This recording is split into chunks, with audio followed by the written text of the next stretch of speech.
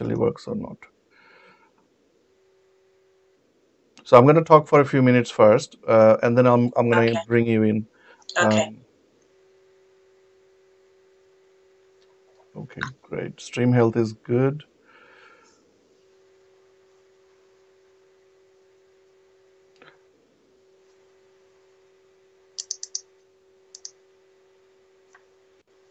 Okay,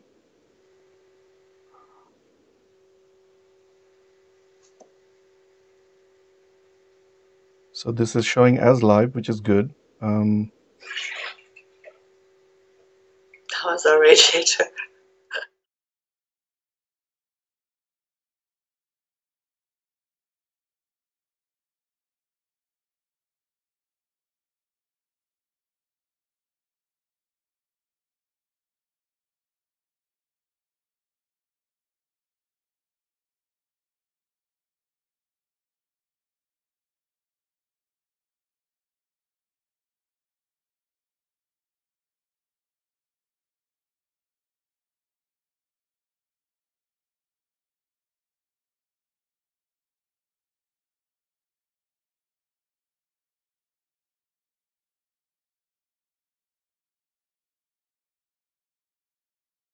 Hi, this is Arif Rahman coming again live to you.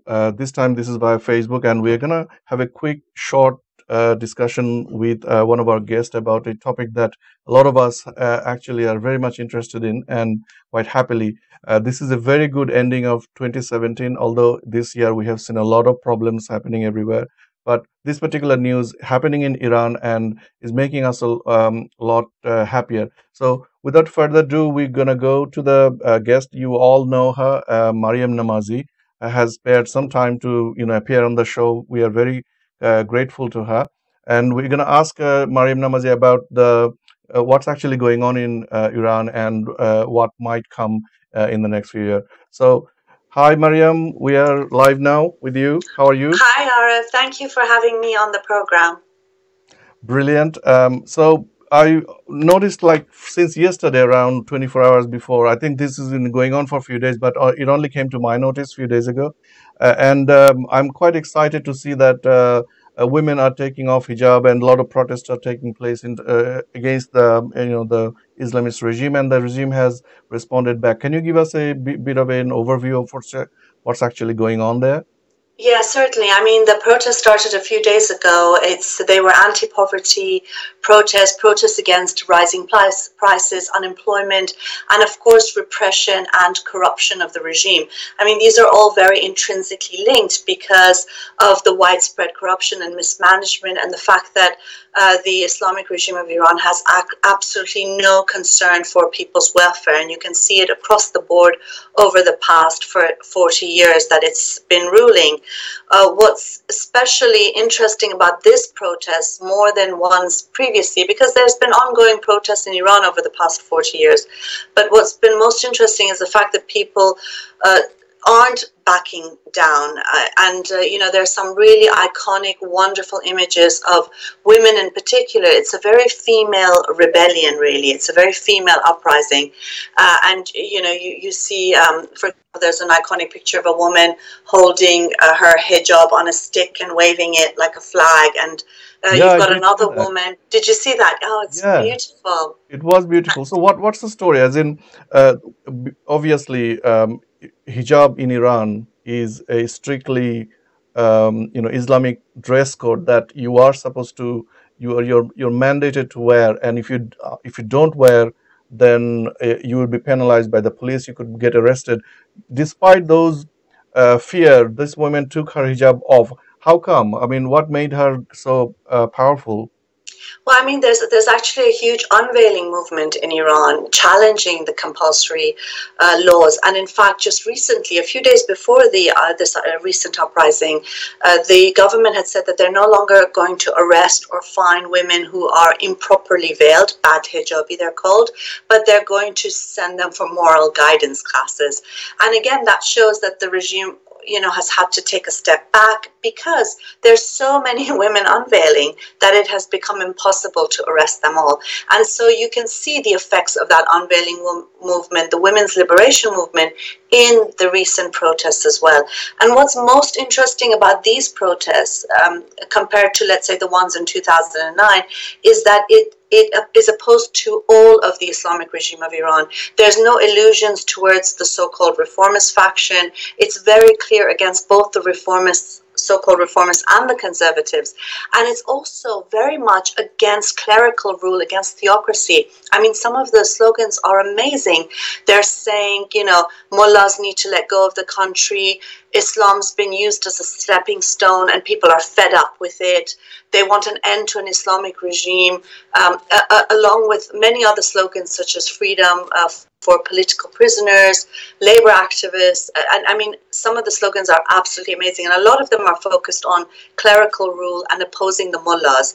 And there's another really iconic video of a woman on her own facing the regime's security forces and saying death to Khamenei or down with Khamenei, who My is, of goodness. course, the supreme spiritual leader. That is, a sentence punishable by death Those in are Iran, but powerful imagery because if I very, remember, there was a similar image. I think earlier this year or maybe late last year in America, there was this one black woman standing strong in front of the police, militarized police, and we saw that happen, and that kind of became viral immediately. So, just a quick question. I mean, this protest started off as a anti-poverty and anti-corruption rally, but it obviously has spawned into an anti-clerical. And is that are they saying that the clerical lobby is who's actually has got the power at the moment is somehow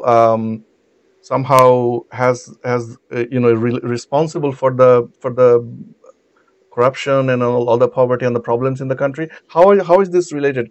I mean, yeah. economically, can you give us a bit of an idea how Yeah, this happened? sure, sure. I mean, the thing is that I think in Iran, the situation is such because it's a theocracy that anything, including what you want to wear, to what sort of party you want to go to what your opinions are on various personal matters, become political issues because you are always coming face to face with the regime. Of course, with the issue of poverty, I mean, according to the regime statistics, 1/3 of the population is under the poverty line. In fact, it's closer to 2/3 of the population. Many are living in abject poverty. And also unemployment is really high. I mean, it's anywhere from 25 to 40% amongst youth. It's particularly high.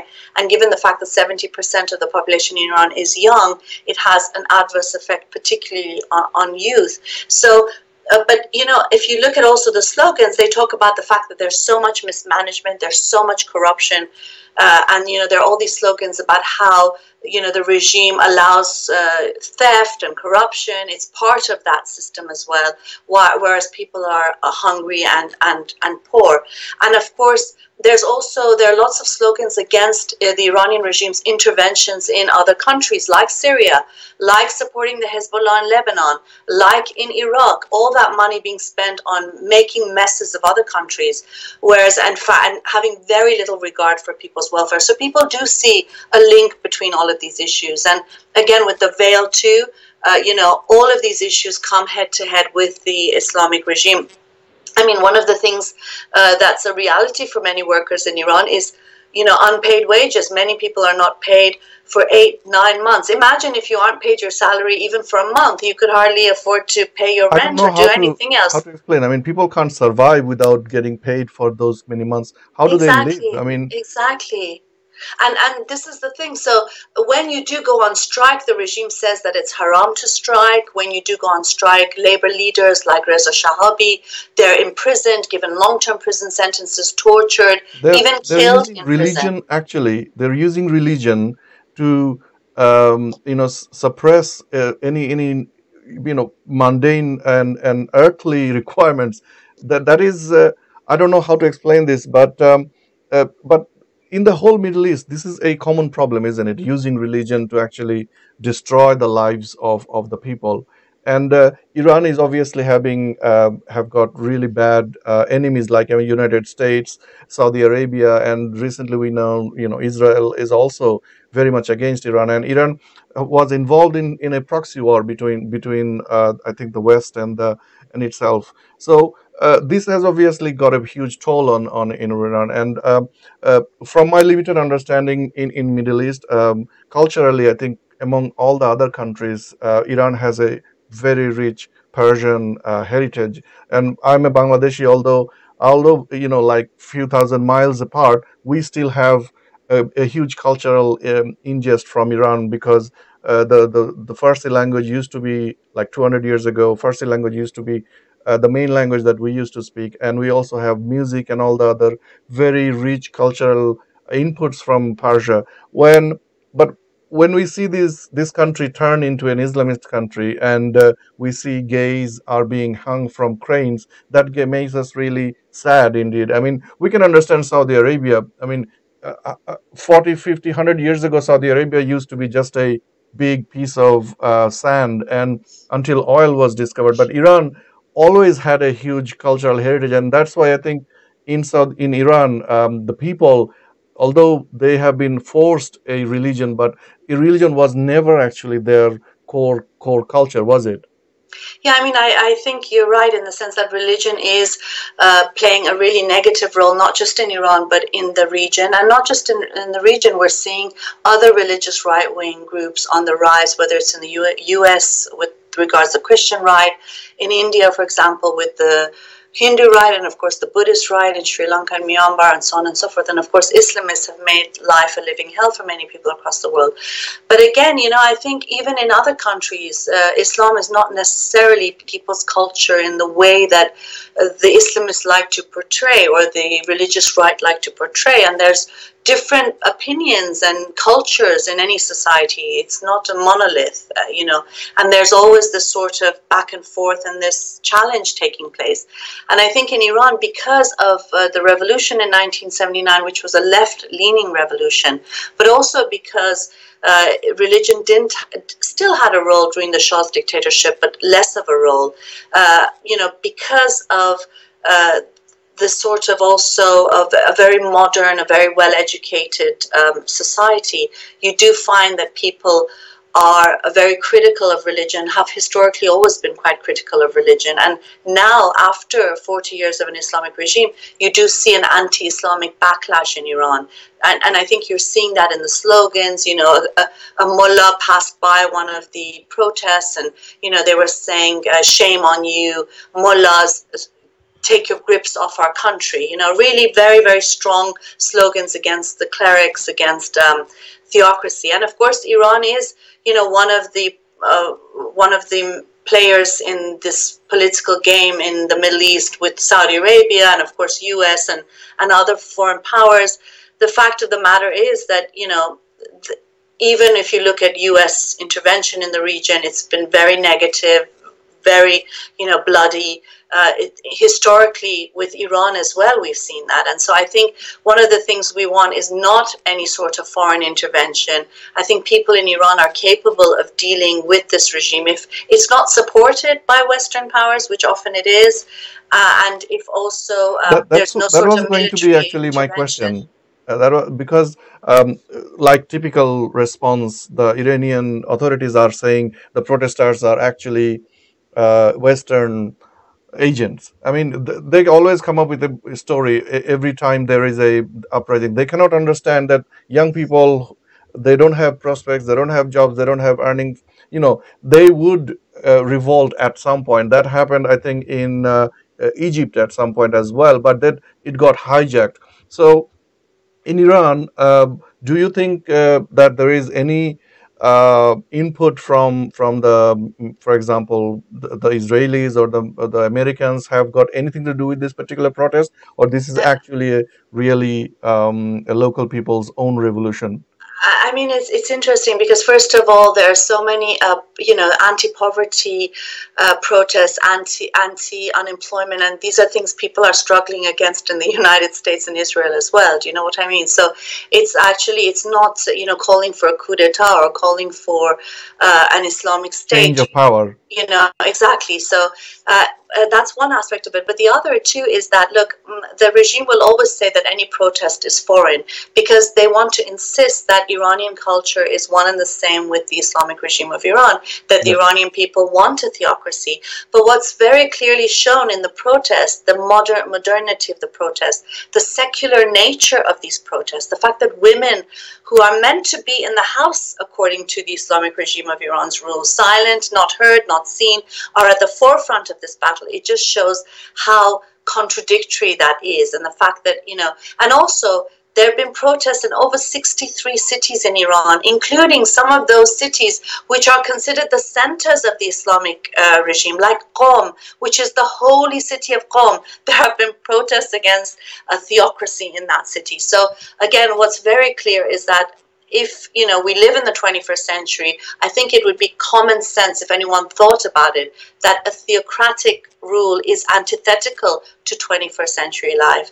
It goes against every simple human need and desire, and so it's common sense that there would be protests and uprisings of this nature. That is absolutely true. I mean, I think the work that you have been doing and your colleagues who's in Iran have been, I think it didn't happen just in one day. We have seen similar things happen in Bangladesh in 2013 as well, when the context was slightly different, but people came together from a secular point of view. Although in Bangladesh we lost because somehow some of our bloggers were killed, and then that death and the fear was used to crush the uprising. But I'm hoping that the Iranian revolutionaries, I can't call them revolutionaries, the protesters would learn from our mistakes in Bangladesh, that not to let go of the dream because of, if somebody gets killed, if some sort of media campaign starts against them in a like a smear campaign, because the authorities do try to use those sort of tactics. So Yeah, but don't forget that in Iran, 40 years of Islamic regime's rule, more than 100,000 people have been executed. And in the bloody decade, for example, of the 80s, they had a few second trials for people. They asked, do you believe in God? And the minute, if they said no, they were immediately sent out and shot, sometimes hundreds in one day. So, and many of them are buried in mass graves, like the Khavaran, a place that the regime calls the place of the damned. But families of those killed go there and shower it with flowers, and they've called it Khavaran now. And so this is something historically I that hope in Iran I we've hope had someday experience of. I hope someday the regime is put into trial, and I would call it crimes against Yeah, humanity, and these definitely. people should get punished properly. One question I wanted to, uh, again, it's a kind of a regional thing, that in the whole world, we have seen some sort of a tendency, could be my gut feeling, could be a thing that is actually happening, is that, do you think Islam as a force has started to weaken? Because in Saudi Arabia, we have suddenly seen the sudden a shift of power. This young Prince MBS, they call him, suddenly arresting a lot of people and then declaring that women can now vote and can start driving, etc. We have seen a lot of positive PR towards the secular sense. And do you think that in Iran, the power of Islam as a tool has started to become weak, and then the secular forces has kind of took hold of the moment and came on full force? Is there any sense to that, you think? Yeah, I mean, I think that the reality is that, they've never been able to make Iran an Islamic society. I mean, even today, after so many decades, they still talk about the fact that they haven't been able to Islamicize the universities, haven't been able to control the youth and women the way that they want, and so on and so forth. So I think it's an ongoing battle. And if we do see any sort of, concessions made, whether it's by the Saudi state or by the Iranian regime, for example, when a few days ago it said that it would not arrest unveiled women anymore. It's not because they've become any better. It's because of this explosive situation on the ground and people being so fed up, and that they feeling that they need to give some concessions in order to prevent it from exploding. And it's exploding in Iran. It's exploded a number of times. This is yet another. What I want to say, though, that there are no guarantees. There are no guarantees that this will end well unless people get the support that they deserve, and that's not U.S. military intervention or economic sanctions. But I think at I the mean, least governments can politically you boycott the regime. you But have sorry, yeah. the Sorry, go public ahead. should support. The public should be supporting this movement. This is our movement, just as the secular movement in Bangladesh is our movement. This is all part of one movement, a movement for civil rights, for universalism, and for secularism. And it's something that every secularist, every free thinker should be at the forefront of defending unequivocally, because otherwise Absolutely, it could end absolutely. very badly. But my concern, as a slightly jaded, and I'm not casting a doubt or of the future, but what we have seen in Wall Street protests, we have seen in other countries as well. The protests start and then it revolts and then it hits a peak, and then suddenly it dies down without a proper result, because I think the protesters are not trained in how to sustain power and how to actually make it effective in making changes. I mean, as a leader, or somebody who actually is leading from outside, but you have local allies, do you guys actually talk about how to actually make divert this force that is on peak now to make something sustainable and make something permanent, or for the long run? Is there any thought about how to make it more stick? I mean, I think, well, one of the things that we've been focusing on is, because it's such a female revolution and uprising, it needs to focus, particularly on women's rights and making sure that women's rights are upheld and, sorry, an important example is when they say in any society, if women's rights are violated, it's sort of a measure, isn't it, of the freedoms and rights that exist within a society. So one of the things we're encouraging is for women to come out unveiled in the protest and to push for an end to compulsory veiling rules, an end to gender segregation and Sharia courts, because these will in effect end the Islamic regime of Iran, because so much of an Islamic state and any religious state is built on targeting and suppressing and segregating women. So I think that's key. But again, there's so many factors. Even revolutions that succeed can be suppressed, can be expropriated, just as the 1979 Iranian Revolution was, just as the revolutions, for example, in Egypt were. And so I think that's why, in addition to what goes on the ground there has to be the sort of international solidarity with people there, so that the Absolutely. regime continues to feel the pressure, not just from inside, but from outside as well. I mean, this is the reason we are talking now, because I definitely support the revolution that is happening in Iran now. And yesterday, I tried to discuss with Armin Navabi, who is also an ex-Iran, I mean, sorry, Iranian expat who's living I think, Canada at the moment, and who's leading the Atheist Republic. And I try, but he is so busy now because the government and other news agencies are asking him to translate a lot of Iranian protesters signs, and I couldn't get him. Hopefully in future we will get him in our show as well. But thank you so much for being with us, and our support as a Bangladeshi blogger and Bangladeshi secular activist. We definitely support Iranians, and please do let us know if any other way we can provide whatever support we can do. Every little helps, I know. And Thank you. hopefully we'll in future we will talk more and kind of have a follow-up discussion on this. We would like to kind of wrap up this discussion right now, unless you have anything else to add for your comrades. No, I mean, I think sometimes people will say things that, well, we're worried about supporting the Iranians uprising because it will feed into what Trump has to say, or, Trump's right wing and reactionary politics. And I think we need to be standing up against all on various fronts against all reactionary forces, and we need to defend progressive secular forces that are fighting for civil rights, that are fighting for freedom in Iran and elsewhere. And if you're going to stop defending people's rights because you're worried about how it's going to affect reactionaries, well, you'll never be able to do anything ever, Yeah. because there's always some power play that the powers that be are always playing.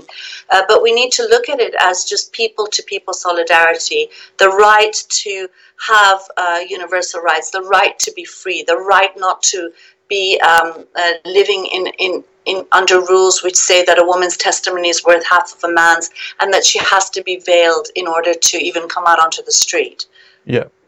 Discrimination should definitely go, and humanism and human rights should prevail, and anything that is has got any kind of supernatural vibe to it from the law has to go, because this is human world, and law should be made by human for the greater good of all people, not just some religious sect, or people who believe in certain supernatural deity.